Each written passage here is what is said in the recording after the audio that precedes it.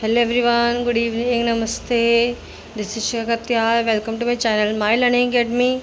तो आपको पता है हम यूपी टेट की स्टडी कर रहे हैं और हम डे 9 तक पढ़ चुके हैं। आज है डे 10 और आज के दिन हम नया कॉन्सेप्ट लेकर आए हैं। फटाफट ज़रूर से स्टडी शुरू कर दीजिए, बहुत कम दिन बचे हैं एग्ज़ाम में, जुलाई आने ही वाला है। और ऐसे ही अब जैसे जैसे टाइम आता जा रहा है ऐसे ऐसे हमें और डर लगता जा रहा है। तो अगर आपको अच्छे से स्कोर करना है, क्रैक करना है एग्ज़ाम, तो अच्छे से डीप स्टडी कीजिए। चैनल को सब्सक्राइब जरूर कीजिए, शेयर कीजिए, लाइक कीजिए, शेयर कीजिए, ताकि आपको नोटिफिकेशन मिलता रहे, आपके फ्रेंड्स को बेनिफिट मिलता रहे। तो चलिए आगे आज डे 10 का कंसेप्ट देखते हैं क्या है और कैसे पढ़ना है।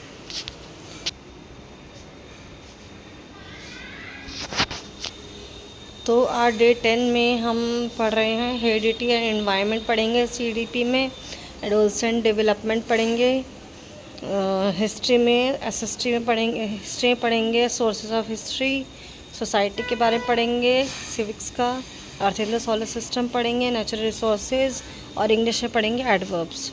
तो चलिए देखें क्या है इसमें।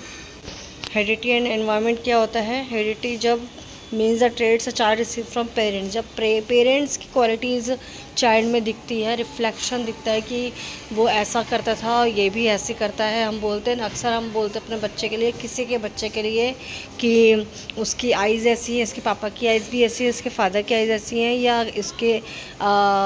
इसके फीचर्स ऐसे हैं और वो भी ऐसा ही है, उनका बेटा भी ऐसा ही है, उनका बच्चा भी ऐसा ही है। तो ये हो गया हमारी हेरिडिटी, जो हमें कुछ क्वालिटीज़ पेरेंट्स से ही मिलती हैं, जैसे कि आई कलर हो गया है, कलर हाई टेंडेंसी, या कुछ भी और होता है।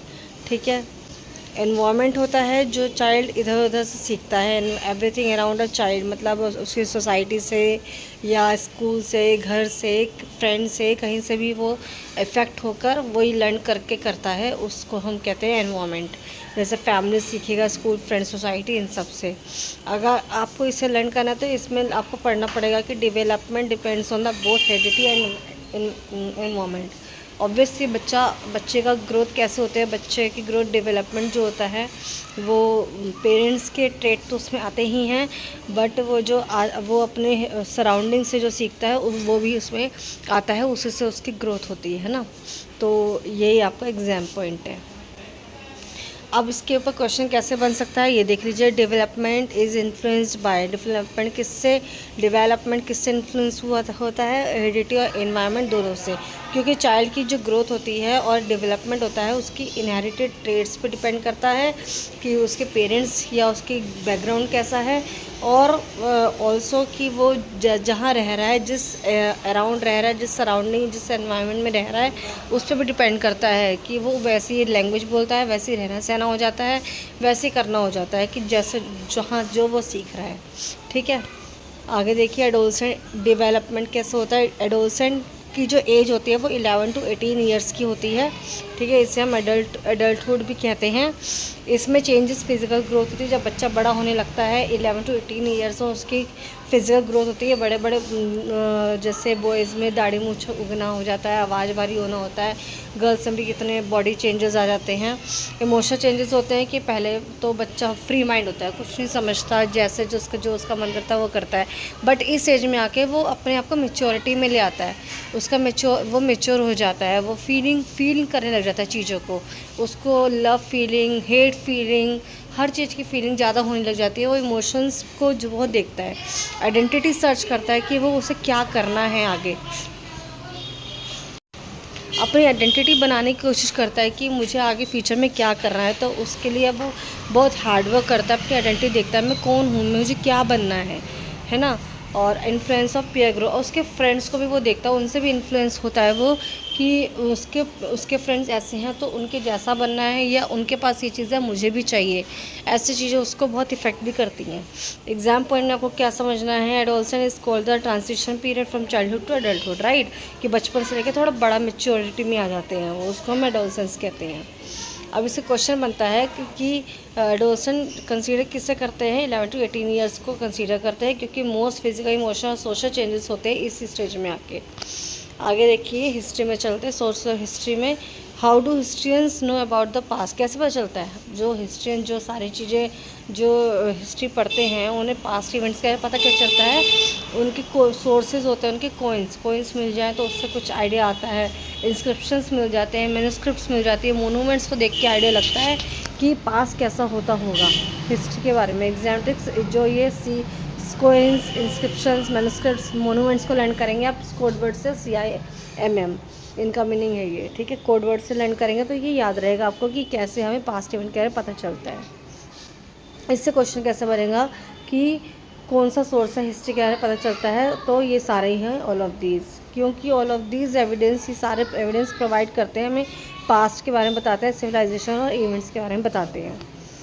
सोसाइटी क्या हम बताते हैं? सोसाइटी होते हैं ग्रुप ऑफ पीपल होते हैं जो एक साथ रहते हैं, इंटरेक्ट करते हैं एक दूसरे से, उसे हम सोसाइटी कहते हैं। जैसे हम लोग रहते ही हैं, सब लोग नेबर होते हैं हमारे, हम सबसे अपना दुख सुख शेयर करते हैं, अपनी बातें शेयर करते हैं, उसको सोसाइटी कहते हैं। इनके फीचर होते हैं कॉपरेशन, कि अगर अच्छे आपने रिलेशन बना रखे तो कॉपरेट करते हैं सब आपके साथ, है ना। शेयर्ड कल्चर, कोई हिंदू है, कोई मुस्लिम है, कोई सिख है, तो सब कल्चर अपना शेयर करते हैं। हम यहाँ भेदभाव नहीं करते, भैया वो तो मुस्लिम है, वो तो सिख है, हम वहाँ नहीं जा सकते, सब एक दूसरे के साथ ब्रदरहुड में रहते हैं। सोशल रिलेशनशिप डेवलप करते हैं, इससे कॉमन वैल्यूज़ होती हैं, इससे सब एक दूसरे के वैल्यू रखते हैं। तो society plays an important role in the socialisation, तो यही हमारा सोशलाइजेशन भी है। अब earth in the solar system पढ़ लेते हैं। इसके फैक्ट्स क्या हैं कि अर्थ थर्ड प्लेनेट है सन का, और एक लाइफ इसी में मिलती है हमें। सन अराउंड, और अर्थ सन के अराउंड होता है ना, रिवॉल्व्स अराउंड द सन, अर्थ जो है सन के अराउंड घूमता है। अब इसका सीक्वेंस क्या बना? मर्क्यूरी पहले आता है, फिर वीनस, फिर अर्थ, फिर मार्स, तो थर्ड प्लेनेट ये हो गया हमारा। तो इससे क्वेश्चन बन सकता है कि कौन सा प्लेनेट है? सन थर्ड प्लेनेट है, क्योंकि earth comes after mercury and Venus. अब नेचुरल रिसोर्स पढ़ते हैं, कौन से होते हैं? रिन्यूएबल रिसोर्सेज होते हैं। एक तो sunlight, wind, water can be replenished naturally, replenish कर सकते हैं। नॉन रिन्यूएबल रिसोर्सेज होते हैं कोल, पेट्रोलियम, नेचुरल गैस, जो लिमिटेड होते हैं क्वांटिटी में, उसे हम दोबारा नहीं ले सकते, ठीक है। Which is renewable resource? Renewable resource हमारे हैं सनलाइट, क्योंकि सनलाइट का इस कंटिन्यूस अवेलेबल, वो हमेशा ही सनलाइट हमें तो मिलती रहती है हमेशा ही, एंड नेचुरली रिन्यू होती है वो, ठीक है। तो ये चीज़ है। अब एडवर्ब क्या होता है? एडवर्ब हम मॉडिफाई कर सकते हैं। एडवर्ब मॉडिफाई करता है, वर्ब के बारे में बताता है, एडजेक्टिव के बारे में बताता है, और अदर एडवर्ब के बारे में बताता है। जैसे कि शी सिंग्स ब्यूटीफुली, तो सिंग्स क्या है? ब्यूटीफुल, सिंग्स क्या है? वर्ब है। तो अब कैसा गा रही है वो, ये बताएगा एडवर्ब हमारा, कि ब्यूटीफुली गा रही है, बहुत अच्छा गा रही है। तो हाउ का कंसेप्ट बताता है एडवर्ब, कि वो कैसा गा रही है, हाउ, तो ब्यूटीफुली गा रही है, तो ब्यूटीफुली हमें बताता है कि कैसा वो सिंग कर रही है, ठीक है। काइंड्स ऑफ एडवर्ब्स क्या होते हैं? मैनर होता है जो हमें हाउ का आंसर करता है, टाइम होता है जो हमें प्लेस का टाइम का बताता है, टुडे, यस्टरडे, टुमारो, कुछ भी। प्लेस हमें वेयर बताते हैं। फ्रिक्वेंसी हमें हाउ ऑफन बताते हैं, हेयर, दे, ऑलवेज, ऑफन, एट्सेट्रा। डिग्री हमें हाउ मच बताते हैं, ठीक है। तो ये हमारे काइंड्स हैं। अब some, she completed the work quickly, तो आइडेंटिफाई करना एडवर्ब में एलवाई, ज़्यादातर एडवर्ब हमने पढ़ा है जो बेसिक है कि उसके लास्ट में एलवाई लगता है, तो क्विकली में एलवाई लग रहा है। लेकिन हमें ये देखना है कि कौन सा वर्ड है जो बता रहा है कि कोई काम कैसा हो रहा है, कब हो रहा है, कहाँ हो रहा है, कैसे हो रहा है, कितना हो रहा है। तो वो आंसर हमें क्विकली दे रहा है कि काम कैसे हो रहा है, क्विकली हो रहा है, ठीक है। Quickly tales how the work was completed. तो ये हमारा एडवर्ब था और काइंड्स थे। अब आज का आपको चैलेंज है, जो हमने आज की स्टडी करी है उसके ये क्वेश्चंस आपको दिए गए हैं। अब देखो आपको कैसे आता है, बिना ऊपर पढ़े आपको इसका आंसर कमेंट करना है, कौन सा आपको सबसे अच्छे समझ में आया उसका आंसर कमेंट करना है, लाइक कर देंगे और सब्सक्राइब भी कर देंगे, ठीक है। सो आपको समझ में आ रहा करिएगा, पढ़ते रहिएगा, समझते रहिएगा और अपने एग्ज़ाम के लिए फटाफट से रेडी हो जाइए। So if you want to learn English with ease then follow Shikha please. Bye bye, take care.